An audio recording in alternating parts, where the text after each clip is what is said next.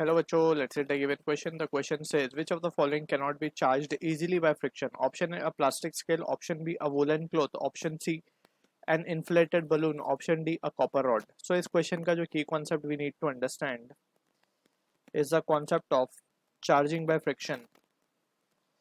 Charging of a body by friction. तो basically तीन method हमने पढ़े. First is charging of a body by friction, by induction and bye conduction. तो यहाँ पे हम डिस्कस करेंगे फ्रिक्शन के बारे में. सो यहाँ पे कुछ इंपॉर्टेंट पॉइंट्स है that we need to just keep the result in mind, because ये सारी चीज़ें हम हायर क्लासेस में will be studying in depth. तो यहाँ पे चार्जिंग बाय फ्रिक्शन में वी नीड टू अंडरस्टैंड जो दो बॉडी हम रब करेंगे बोथ शुड बी इंसुलेटर. ठीक है, द बॉडीज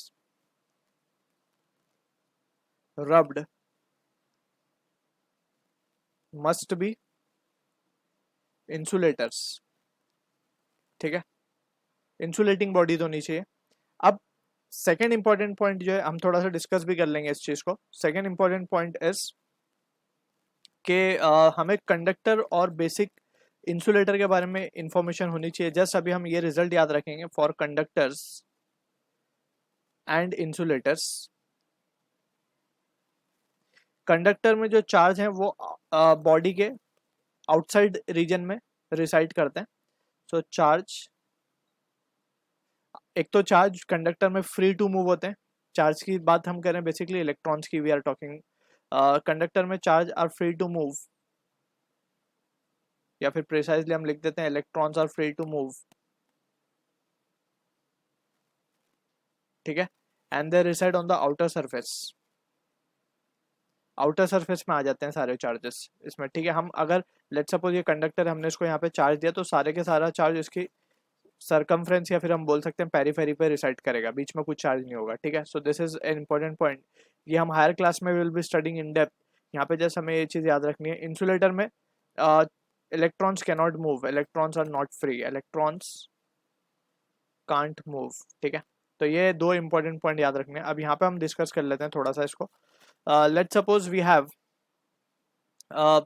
अगर हम मान लेंगे वी हैव एक ग्लास रॉड है. अभी फिलहाल हम ग्लास रॉड की बात कर रहे हैं. एक ग्लास रॉड है and we have a cloth, silk cloth बोल देते हैं हम. ठीक है, जब इन दोनों को रब किया जाएगा बेसिकली, तो इन दोनों में से जो भी मटेरियल ज़्यादा इलेक्ट्रोनेगेटिव होगा, मीन्स जिसको ज़्यादा इलेक्ट्रॉन लेने की मीन्स टेंडेंसी होगी, तो वो अपने आप को नेगेटिव बना लेगा. और क्योंकि दूसरे में से वो अपने अंदर इलेक्ट्रॉन ले लेगा, और जो दूसरा जो इलेक्ट्रॉन लूज करेगा वो पॉजिटिव बन जाएगा. लेट सपोज ग्लास रॉड क्या करता है, वो इलेक्ट्रॉन लूज कर देता है, तो ये खुद क्या बन जाएगा, पॉजिटिवली चार्ज बन जाएगा. ठीक है, और ये सा नेगेटिव बन जाएगा. ठीक है, so this will be the situation. अब दोनों ही यहाँ पे ग्लास रॉड और सिल्क क्लॉथ इंसुलेटर है, तो इस पे चार्ज आ जाएगा और we can see the charge और we can feel the charge basically. तो हमने एक experiment already we have done it.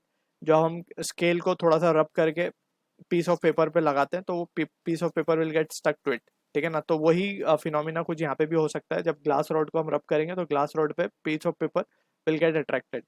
तो फ्रॉम द ऑप्शंस गिवन हमें देख सकते हैं plastic scale cannot be charge easily, this is incorrect. इसको हम चार्ज कर सकते हैं easily by friction. Woollen cloth can be also charge, यहाँ पे हमने सिल्क क्लॉथ देख लिया. Inflated balloon can also be charge, because ये तीनों ही इंसुलेटर है. कॉपर रॉड एक कंडक्टर है, it cannot be charge easily. ये क्यों नहीं चार्ज होता इजीली, बिकॉज इसको अगर हम समझे तो लेट सपोज अगर हम मान लें कि ये हमारे पास कॉपर रॉड है. अब दिस इज कॉपर रॉड और ये अगेन हम एक पीस ऑफ क्लॉथ ले रहे हैं यहाँ पे.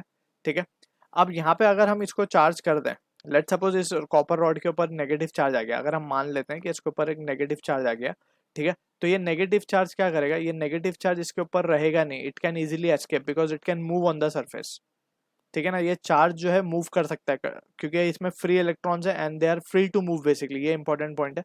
तो यहाँ पे ये एस्केप कर जाएगा, वापस से ये इसमें ट्रांसफर कर जाएगा. अब ये रबिंग के बाद इसमें आया था, ये वापस से अब रबिंग मटेरियल में ही चला जाएगा and it will again become neutral.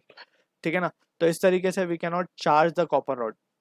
ठीक, since it is been free to move, ये इलेक्ट्रॉन जो इसके ऊपर चार्ज डेवलप हुआ वो again it will go back to the rubbing material. अब रबिंग मटेरियल कुछ भी हो सकता है, यहाँ पे हमने क्लॉथ माना है तो क्लॉथ में ही चला जाएगा वापस से and again it will become neutral. ठीक है ना, तो इस तरीके से वी कैन से कि मेटल को या फिर कंडक्टर को चार्ज करना is by friction is very difficult. So option D will be the answer for this question. I hope you understood the solution. All the best.